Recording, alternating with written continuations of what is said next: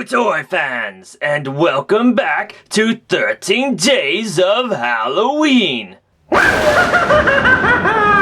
That's right, Toy fans, it's time for day 10 of 13 Days of Halloween. And if you thought we were done with Zombies and Minimates by this point, well, you were sadly mistaken. As you can see, we do have the Zombie Villains box set, the third in the line of Zombie Villain box sets released by Diamond Select. This particular box set happens to tie into Secret Wars, the somewhat underwhelming Marvel Comics event that reset continuity, sort of, back in 2015. But before we take a look at that packaging, I asked you guys yesterday about the actor who portrays Michelangelo in the modern Ninja Turtle films, a gentleman by the name of Noel Fisher.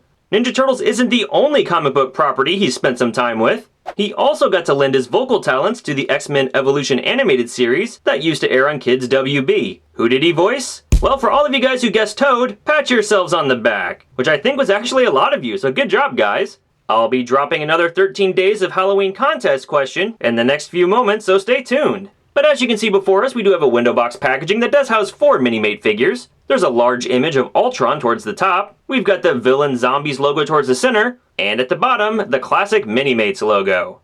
The backside of this packaging announces that this particular set of figures comes from the Age of Ultron vs. Villain Zombies Secret Wars spin-off book, and then shows you a nice glamour shot of all the figures housed inside. And below that we get a little bit of a bio of what these particular characters were doing during this Secret Wars event. Alright, Spook fans, well that's the packaging. Let's say we get these bloodthirsty bad guys out of the box and see what they're all about. Alright, Toy fans, here we have this set of Marvel Zombie Villain characters freshly released from their cardboard crypt. The selection of villains that Diamond has chosen is actually quite diverse. With Pyro, we're getting a villain from the X-Men. With Ultron, we're getting a villain from the Avengers. Bullseye gives us a Marvel Knights villain character. And of course, the Vulture is best associated with Spider-Man.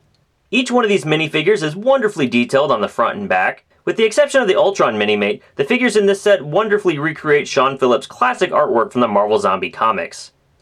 Figure by figure though, I appreciate the translucent hairpiece that's been given to Pyro. This is actually different from the Uncanny X-Men Pyro we received last year.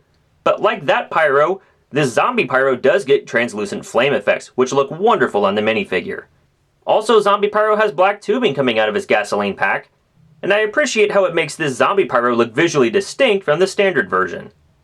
Bullseye's a really fun figure. I love the intestines just pouring out of his stomach. Of course, this piece has been reused from Walking Dead Minimate figures, but I think it works for this guy. Bullseye has an interchangeable hand throwing razor blades, a piece that's been reused from the Longshot Minimate figure, but it's an interchangeable hand that works quite well given Bullseye's power set. Also, a gory detail that I love is Bullseye's mask has a bullseye on the forehead that has actually been shot through by a bullet, and when you pull off the mask, you can see the hole continued into his forehead. The Vulture was actually a cool surprise for me. I don't have a standard Vulture Minimate, so the way Diamond has chosen to handle his wings is new to me. But I love that he's got a section on his upper arm and his lower arm, so he can fold his wings out straight, or even have them curved in flight positions. This is a feature that I would have loved to have seen on the recent Captain America Falcon Minimate figure that I reviewed. The Vulture comes with a flight stand that attaches around his waist, so you can get him in some nice flying poses, even if he's not that high off the ground.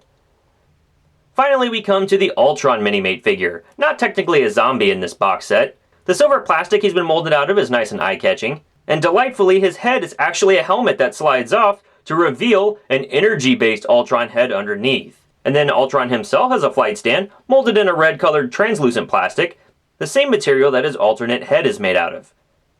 But hey, the accessories don't stop with wings, flight stands, and flame effects. Diamond has also given us these interchangeable zombie pieces. So if the mood strikes you, you could clip a Vulture's wings, and even make Bullseye have to crawl all the way home.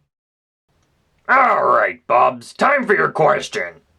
In the first issue of the original Marvel Zombies comic book, which Marvel supervillain actually gets bitten and subsequently eaten by zombies in the first few pages? Remember, no harm for a wrong answer, and good luck!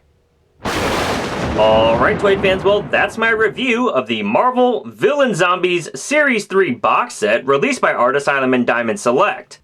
Admittedly, this is a pretty niche box set, but if you deem yourself a Walking Dead head and a loyal Marvel Comics fan, this is actually a pretty fun box set. So I'm going to say if you see it, wait till you can find it on sale. And thanks for watching, Toy fans. Make sure you leave a response to the question I offered below. Keep up with me at D21Beast on Twitter and Instagram, and I'll be back tomorrow.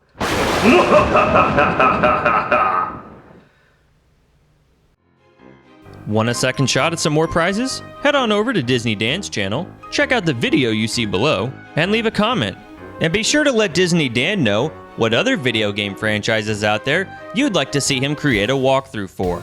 Thanks for stopping by, and good luck.